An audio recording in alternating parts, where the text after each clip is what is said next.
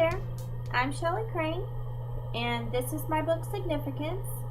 It is the first in a young adult paranormal series, which is complete, but there is a new spin-off book that is coming out at the end of the year called Undeniably Chosen. I'm going to be doing an exclusive reading for you for Chapter 1 Live, which is your favorite authors reading the first chapter from your favorite books. And here we go. And I'm not very good at this, so let's see how this goes. This is Maggie and Caleb's story. I waited for this day, for this one thing to complete me, to wrap up 17 3/4 years of my life and set a pretty bow on it in the form of a graduation cap. I waited for this one sheet of paper to tell me that I had done something right. I sat in my assigned seat along with my classmates in alphabetical order in front of the gym. The ones up front were in order by achievements, their faces lit with the relief of scholarships and graduation parties, with gifts and family and friends, and getting out of this town. I was numb. I had waited for this moment, but now I didn't feel good inside. I didn't feel complete. I didn't feel achieved. I felt like I'd slid by and barely made it, which was exactly what I'd done. I was barely here, and when I was, I didn't want to be. I know I sound bitter. Believe me, I know. But I was 17, graduating a year early, and on the fast track to becoming valedictorian or whatever else. But things happened to me that I just couldn't handle. And so there I was, sullen, slightly unhappy, and skidding by. The things I speak of, well, number one was that my mom left.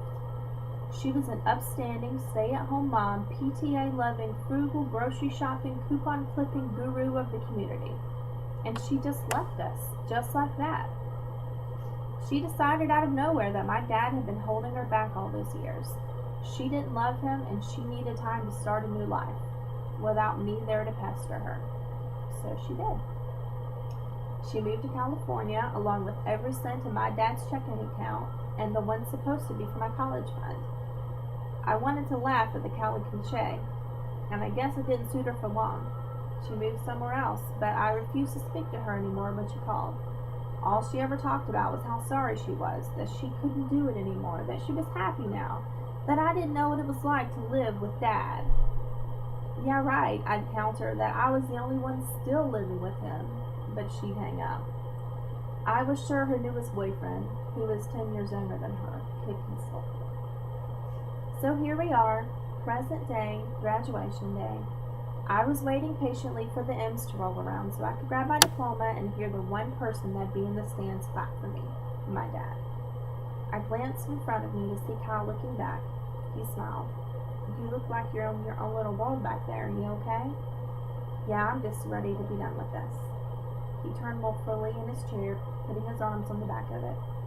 Come on, it's graduation day. Shouldn't you be happy? I just shrugged. You want to do something tonight? My parents are throwing this lousy party for me, but I'm looking for an excuse to leave early. I don't want to be your excuse, Kyle. He paled, his brow bunched together. Oh, Mags, I didn't mean it like that. He sighed. My party is from 5 to 7. I'll have plenty of time to do something with you. I just didn't want it to seem so much like a date, you know. He explained and looked at me bashfully, in case you said no again. Oh, I felt an inch and a half tall. Kyle, I was this close to telling him no once more, but I thought about it. I had always told him no. I hadn't been on a date in a year, ever since my life fell under my mom's pointy heels. He was always sweet to me, and he was probably leaving soon anyway for college. What could it hurt? Okay, yeah, we can do something. Really? He said, shocked. Yeah, what time do you want to go? Is your dad throwing you a party or something? No. Ah, yeah, right. Oh, how about I text you? I'm sure it's fine, but I gotta ask my dad for the car. Mine's in the shop. Okay, let me give you my number, I said, and started to pull up my gown to reach for my pocket. I have it. I looked at him curiously, and he grinned. I asked Rebecca for it a couple weeks ago. I was going to call you, but I never got up the nerve.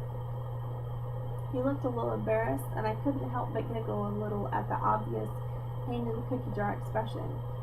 He was nice looking, no movie star stud, just a normal light brown hair, brown-eyed nice guy.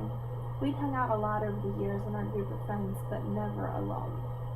Well, maybe you should have. Would you have talked to me? I didn't want to lie, and I didn't want to give him false hope, so I just smiled and shrugged, hoping to pull off a little flirt. It must have worked. He grinned wider. Okay, I'll text you tonight. Great, my mouth said, but my head was already dreading it.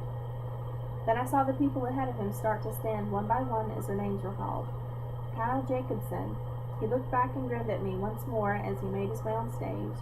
There were still about 8 people before me. I watched him make his way to the stage and saw his parents and a large group of people applaud loudly for him, a couple whooping and hooting. He grabbed his diploma and then made a show of muscles. Everyone laughed as he bounded down the stairs. After my mom left, my dad was lost. He went a little nuts. He quit going to work and got fired from his job he'd been at for over 15 years at the school board, and now works at the wood mill for a quarter of what he made before. So I had to get into the work release program and get a job because we had no extra money for anything.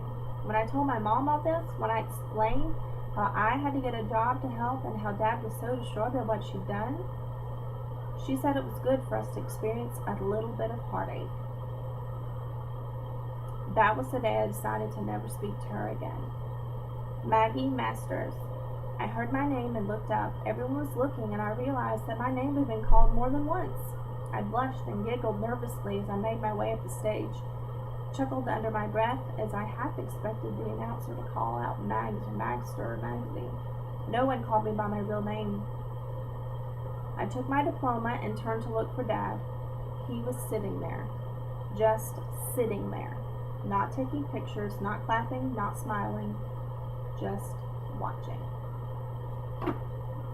That's it. If you want to read the rest of the book, you can do that. There's a link somewhere under there. And it's free right now.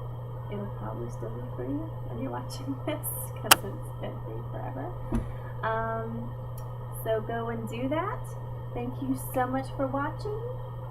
And go and watch the rest of the Chapter 1 live videos because they're so funny and those girls are awesome.